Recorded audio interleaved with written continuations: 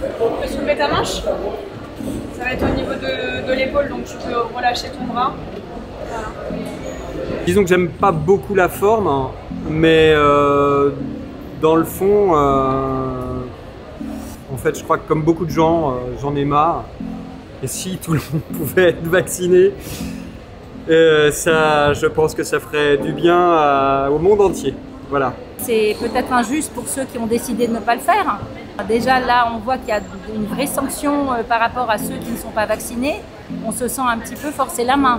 Et encore plus, effectivement, au niveau des lycées. D'un autre côté, on aimerait bien, effectivement, faire avancer parce qu'il y a des variants qui arrivent et il faut qu'on avance.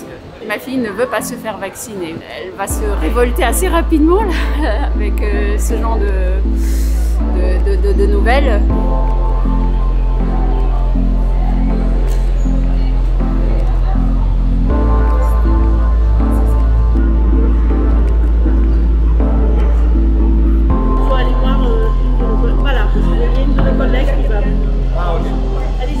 Je trouve ça un petit peu pas discriminatoire, mais légèrement stigmatisant pour dire que les personnes vaccinées restent en cours et les personnes non vaccinées restent chez eux.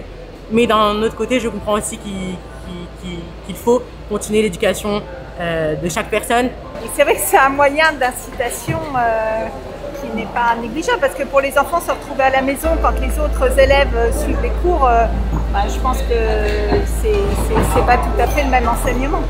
À cet âge-là, c'est vrai qu'il y a un suivi, le présentiel est essentiel, surtout en terminale, préparation de bac et voilà tout ce que ça sous-entend.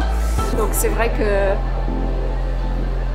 c'est compliqué, c'est difficile à accepter. Après, on peut toujours comprendre et la situation est telle que ça se voit qu'on est forcé quand même à avoir les deux vaccinations et qu'on est privilégié quand on les a.